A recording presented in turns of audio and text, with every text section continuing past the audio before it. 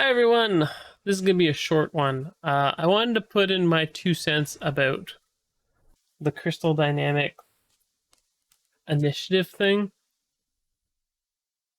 and I want to. Ooh, look, it just finished. And I want to say that I think um, Square is not 100% happy with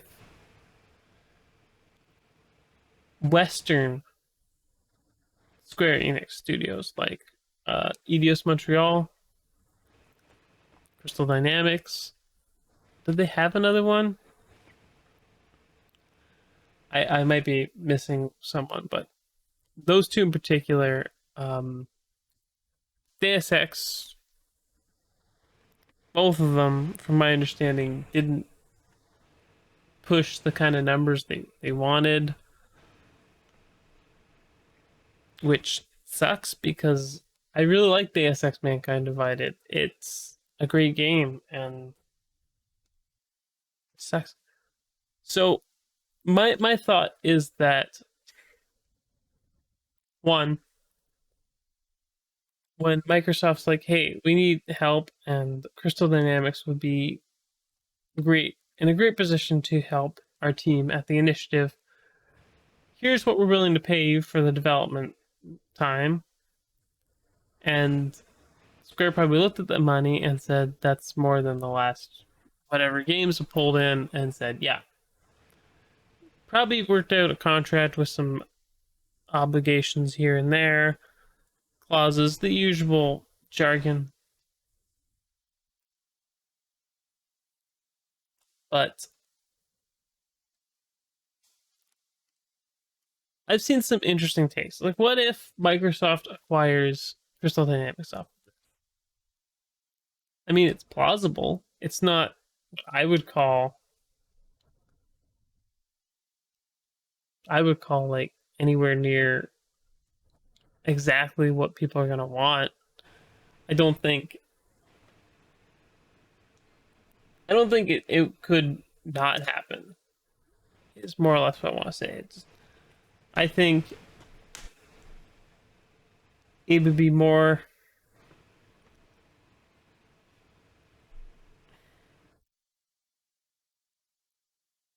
it'd be more likely to see like acquiring Crystal Dynamics is one thing. Do I think Crystal Dynamics is the best one that they could get? Maybe. Eidos is also good. It all depends on Square though. See, if I were Xbox, I'd want the IP rather than just the studios. Like the manpower is great, but the IP Tomb Raider, I don't know if Square would want to give up Tomb Raider. I know Tomb Raider's not as popular as she was back in the 90s and early 2000s, but there's more movies coming, or they want more movies coming, I guess. So there's that. I think that the news and people thinking this is a big deal rather, are kind of being silly. I don't think anything's going to change with the initiative, but the initiative is a brand new studio, so we haven't seen them put out anything. But they were only formed in like 2018, so 3 years. It's going to be interesting to see what happens with this in the next few years. I know there's a lot of people who were against it because they think Crystal Dynamics makes really bad games, which I'm gonna be honest is a bad take. Crystal Dynamics has had a couple bad games recently, but Can we all be honest? It's not Crystal Dynamics' fault that Avengers is bad. It's whoever executive told them to make it a live service game that made it bad.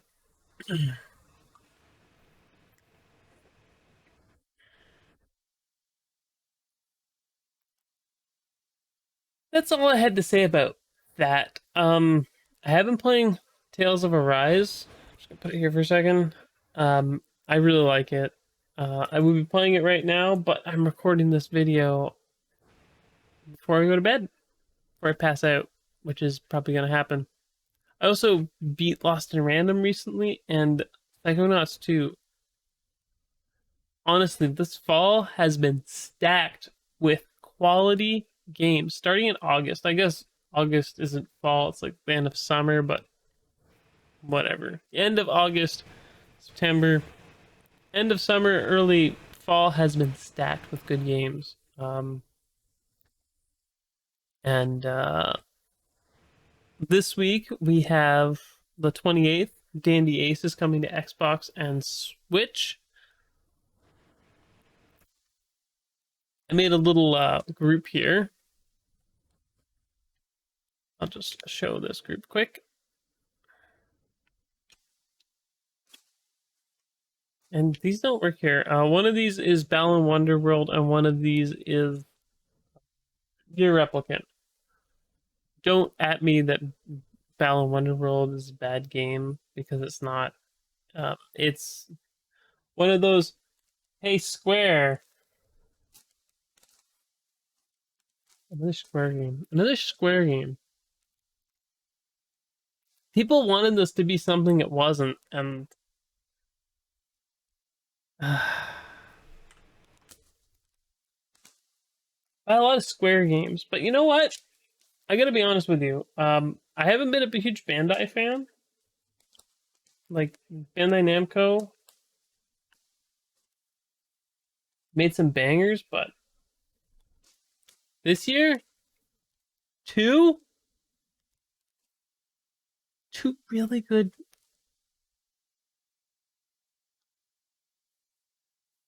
I am down to. I think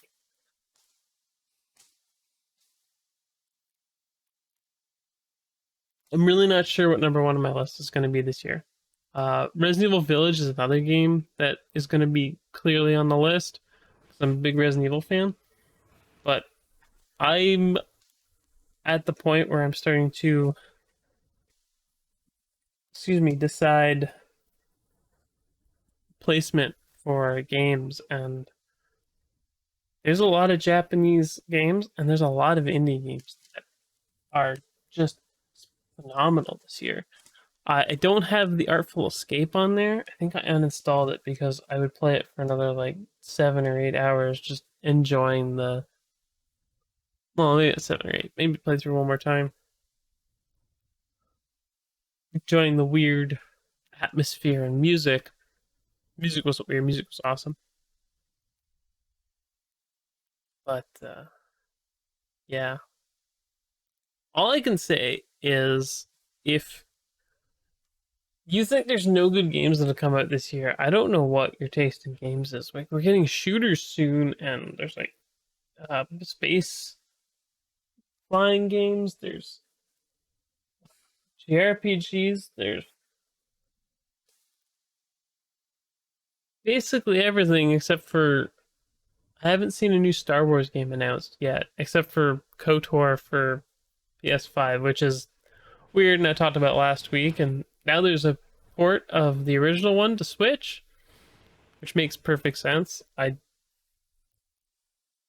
don't know how popular it's going to be, but it'll be fine on that system because you won't have to worry about consistent performance. But I'd be really surprised if you couldn't get it to run at like 720p on the Switch with the original models, unless you're changing the models out, which is totally possible.